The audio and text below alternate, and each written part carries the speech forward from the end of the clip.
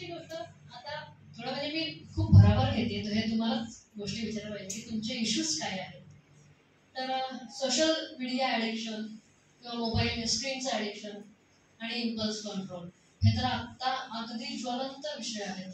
लोकांना सगळं कळतं पण ओळख काहीच नाही.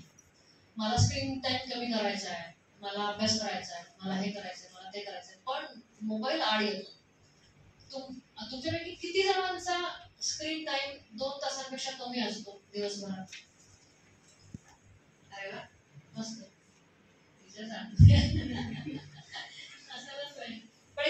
आणि काही जण उत्तर पण स्मार्टली देतात बरं का, आम्ही अभ्यास करतो मोबाईलवर, असे पण उत्तर देणारे मला भेटलेले आहेत. तर मी तर म्हणेन तुम्ही कॉम्प्युटर किंवा लॅपटॉप जे असतात तिथे अभ्यास करा. फोनचा वापर हा सोशल मीडिया किंवा ते त्या लोकांना ऍपला ते लॉक लावा किंवा आणखीन काय करायचं ते करा. पण हे डिस्ट्रॅक्शन हे फार अवघड प्रकार होत चाललेला आहे. त्याच्यामध्ये डिस्ट्रॅक्शन म्हणजे सुपरफिशियली काय होतं, तुमचे त्या दिवशीचं वेळ जातो, 24 तासातले 7-8 तास फोनमध्ये जातात. हे तर ताबडतोब होणारा परिणाम आहे. त्याच्यानंतर तुमचं अटेन्शन स्पॅन कमी होतो, कॉन्सन्ट्रेशन कमी होतो. त्यानंतर तुम्हाला एकातून एक गोष्टी यायला सुरुवात. तुम्ही फेसबुकवर काहीतरी टीव्हीचं काहीतरी ऍड बघितली, तर मग तीच ऍड तुम्हाला इंस्टाग्रामवर दिसते, तीच ऍड तुम्हाला आणखी कोणत्यातरी सोशल मीडियावर दिसते. याचा अर्थ काय की तुम्ही अंडर सर्व्हेलियन्स आहात, तुमच्यावर काहीतरी लक्ष ठेवलं जाते.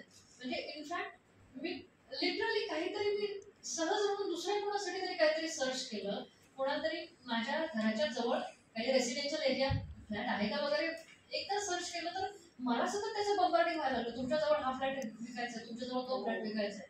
हे सगळं म्हणजे गुगलवरती क्रोमवरती सर्च केलेली गोष्ट सुद्धा इंस्टाग्रामवर, फेसबुकवर, सगळ्या सोशल मीडियावर येते.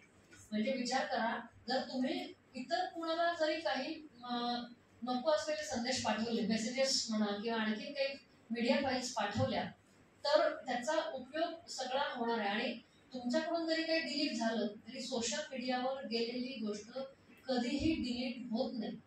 हे कृपया लक्षात ठेवा. त्याच्यासाठी कोणत्याही इम्पल्समध्ये जायचं नाही, भावात जायचं नाही. कितीही मजा वाटली, कितीही कंट्रोल, कितीही आनंद झाला, कितीही शेअर करावं वाटतं की आज मी इकडे ट्रॅव्हल केलं, उद्या मी तिकडे जाणार आहे, आपले शेड्यूल्स कृपया सांगू नका. म्हणजे अनेक गोष्टी झालेल्या आहेत, तुम्हाला माहिती असतील की एकाने हे केलं, सांगितलं की उद्या मी इकडे इकडे ट्रॅव्हलला जाणार आहे, परवा तिकडे जाणार आहे, आणि स्वतःचा गुगल मॅपचा फोटो. मग त्या व्यक्तीवरती लक्ष ठेवून त्याच्या घरफोडी करण्याचे प्रकार वाढलेले. हे सगळं एकमेकांची इंटरलिंक आहे, हे लक्षात घ्या. ते तर सगळं होतच. म्हणजे सोशल मीडिया ॲडिक्शन, मग त्याच्यानंतर स्क्रीन आणि या सगळ्यांनी मेंदूवर पुन्हा कधीही भरून न येणारं मेंदूचं नुकसान होतं. तुम्हाला एक गोष्ट कदाचित माहीत नसेल, पण ह्या ॲडिक्शन्स किंवा स्क्रीननी, इनफॅक्ट पॉर्न ॲडिक्शनने सुद्धा, जेवढं तुम्ही गांजा, गुटखा, अफू, चरस या गोष्टींनी मेंदूवर जितका परिणाम होतो, त्याच्यापेक्षा कितीतरी जास्त परिणाम स्क्रीन बघितल्याने आणि पॉर्नचं ॲडिक्शन झाल्याने होतो. हे कदाचित आपल्याला माहिती नसेल, आणि हे परिणाम इरिव्हर्सिबल आहेत. परिणाम मेंदूवर झाले, तुम्ही काही काळ सोडलं हे सगळं करणं, तर मग हे पुन्हा मागं येण्याचे हे नाही, मेंदू परत तेवढं चांगलं काम नाही करू शकत आपला. इतके गंभीर परिणाम आहेत या गोष्टींचे. आणि हे आज आताशी आपल्याला कळायला लागलंय काय करणं, कारण आपली ही पहिलीच पिढी आहे हे सगळं स्क्रीन आणि हे सगळं बघण्याची. आता इथून पुढे खरं म्हणजे हे येईल, आणि याच्यापेक्षा खरं म्हणजे खूप लावून हे सगळं माहिती आहे. पण इलॉन मस्क किंवा स्टीव्ह जॉब्स हे लोक आपल्या मुलांना फोन देत नाहीत, दिला नाही तो त्यांनी कधीच फोन. हे तर स्टोरी माहिती असेल तुम्हाला. याचं कारण जेव्हा स्टीव्ह जॉबला विचारलं की का बरं तूच एवढा फोन वगैरे तयार करतो आणि मुलांना का फोन देत नाहीस, तर मग त्यांनी विचारलं की फोन मी माझ्या मार्केटिंगसाठी, माझ्या बिझनेससाठी देतो, मला पैसा मिळणार आहे त्याच्यातून, आणि लोकांचा वेळ म्हणजे प्रोडक्टिव्ह वेळ खर्च करून लोक स्वतःची जाहिरात करतात, स्वतः फोटो टाकतात फेसबुकवर, ह्याच्यावर त्याच्यावर, आणि त्याचा मला उपयोग होतो. त्याच्यासाठी मी हे केलेलं आहे. लोकांचं काही फार चांगलं कल्याण व्हावं या हेतूने मी काही केलेलं नाहीये. त्याच्यातून मला पैसा मिळतो, आणि तीच गोष्ट मी माझ्या मुलांना का देऊ. हे कोणतं पण वडिलांनी विचार केल्यासारखाच त्यांनी विचार केला. आपणही तोच विचार करायला पाहिजे की एवढं सगळं असताना आपण ह्याचा उपयोग कसा करायचा हे आपण ठरवायला पाहिजे. इम्पल्स कंट्रोल बद्दल बोलले मगाशी. आणि आता आपल्या यंग स्टुडंट्सला अजून कोणते इश्यू होतात किंवा अजून कोणत्या इश्यूना फेस करावं लागतं, कम्फर्ट झोनमधून बाहेर येत नाही. आमच्याकडे परवा एक केस आली होती की तो मुलगा एमपीएससीची तयारी करतोय, गेल्या कित्येक वर्ष झाले एमपीएससीची तयारी करतोय, कारण एमपीएससीला कितीतरी वर्ष बसू शकतो म्हणून. पण एमपीएससीची तयारी करण्याच्या नावाखाली हा मुलगा काहीच करत नव्हता, फक्त टाइमपास. आणि कधीतरी सकाळी 2 तास अभ्यास केला तर केला, नाही केलं तर नाही केला, आणि आई वडिलांना फक्त आमिष दाखवणार, मी यावर्षी नक्की होणार, यावर्षी नक्की होणार, असं करून काहीही करायचं नाही. फक्त घरात जे मिळतंय ते आयतं खायचं आणि लोळायचं आणि कधीतरी अभ्यास केल्यासारखं करायचं. म्हणजे काय की तुम्ही कम्फर्ट झोनच्या बाहेर येत नाहीये. एक लक्षात घ्या की तुम्ही आतापर्यंत जे केलंय तेच करत राहिलात तर तुम्हाला आतापर्यंत जे मिळालंय तेवढंच मिळत राहणार. जर तुम्हाला एक मार्क जास्त मिळवायचा असेल, जर तुम्हाला 1 रुपया जास्त मिळवायचा असेल, किंवा जर तुम्हाला 1 शाबासकी जास्तीची मिळवायची असेल, तर तुम्हाला 100% पेक्षा जास्त मेहनत घ्यावी लागेल त्या एकेका रुपयासाठी किंवा एकेका मार्कासाठी.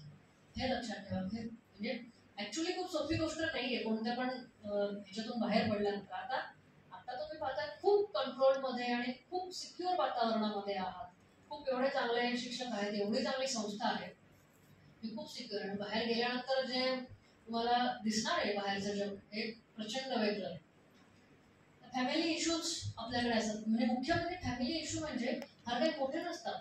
मोठे इश्यू असतात तर ते थोडेसे सॉल्व्ह करण्यासारखे असतात, पण छोटे इश्यू म्हणजे दररोज आपण जेवण केलं ताट घासायला टाकायचंच नाही, आई करेल काय करायचं ते. घरी गेल्यानंतर कपडे इकडे तिकडे फेकायचे, आई बघून घेईल काय करायचं ते. मग आई वैतागते आणि एखाद्या दिवशी आई ओरडते, मग आपल्याला दिसतं की आई माझी चांगली वागत नाही, किंवा वडील मला पैसे देत नाहीत खर्च करायला. कारण काय, वडिलांना माहिती असतं की तुम्ही खर्च करून काय करणार आहे. मग हे आत्ताची मुलं आई वडिलांचं ऐकत नाहीत किंवा आई वडिलांशी वाद घालतात, हे खूप मोठे सध्याचे फॅमिली इश्यूज आहेत. आणि मुलांचं आणि आई वडिलांचं पटत नाही, किंवा मुलाला आणि हे जरा निगेटिव्ह गोष्ट. पण पॉझिटिव्ह गोष्टी अशा पण आम्ही बघायला मिळतात की मुलाला काहीतरी चांगल्या ठिकाणी करिअर करायचंय, त्याला काहीतरी गार्डनिंग मध्ये किंवा ह्याच्यामध्ये इंटरेस्ट आहे, आणि वडील मात्र त्याला इंजिनिअरिंगला घालायला होत आहे. असे पण इश्यूज आहेत. हे सगळे आपण अर्थात काउन्सिलिंग करताना हे सगळे इश्यू ऍड्रेस करतोच, पण हे गंभीर इश्यू आहे. म्हणजे आपल्याला वाटतं की वाद घालणं किंवा मला एक करायचंय वडील मला करू देत नाही, हे काय इश्यू झाला, पण गंभीर गोष्टी आहेत या. त्यानंतर रिलेशनशिप इश्यूज.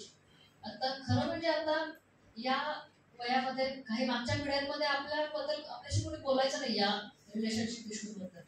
पण तुम्हाला आश्चर्य वाटेल, पण आज 10वीच्या मुलांचे 2-3 ब्रेकअप होऊन गेलेले असतात. तर आताच काय, तर गोष्टी अशा आहेत की आपल्याला आयुष्यात काय करायचंय हे खरं म्हणजे माहीत पाहिजे. आणि जर तुम्हाला आपलं स्वतःचं खरंच एम असेल काहीतरी करायचं, काहीतरी चांगलं करायचं, तर आपण नको त्या गोष्टींकडे जात नाही.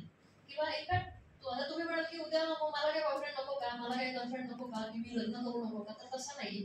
जर तुम्हाला खरंच चांगला व्यक्ती मिळाला, चांगला व्यक्ती भेटला आयुष्यात रस्त्यावर जाताना, तर तुम्ही खरंच त्या व्यक्तीला खरोखर तुम्हाला जे काही देता येण्यासारखं आहे ते खरंच द्या. पण एक्सप्लॉयटेशन करणं, उगाच वाद घालणं, किंवा उगाच आपल्या रिलेशनशिप मध्ये थोड्या दिवस काहीतरी रिलेशन ठेवायचं नंतर बंद करायचंय, मी तर काय एकाला फिरवतोय, दुसऱ्याला कॉलेजमधली एक, तिसरी घराच्या गावाकडची एक, असं असायला नाही पाहिजे. आणि दुर्दैवाने या गोष्टी दिसत आहेत. त्याच्यामुळे रिलेशनशिप मध्ये खूप इश्यू येतात. आणि ज्या व्यक्तीला रिलेशन्स मध्ये असे इश्यू आहेत, म्हणजे 1-2-4 गर्लफ्रेंड्स किंवा 1-2 लग्न होऊन गेले, कोणाशीच पटत नाही, अशा लोकांना मेंटल इश्यूज किंवा स्ट्रेस किंवा डिप्रेशन किंवा इतर इश्यूज मात्र खूप लवकर होतात आणि ते त्यांची इंटेन्सिटी जास्त असते. हे एक आता आलेलं संशोधन आहे. आणि फार्माकोलॉजी, आता मी एवढं सगळं सांगितलं तर ह्याचा तुमच्या क्षेत्राशी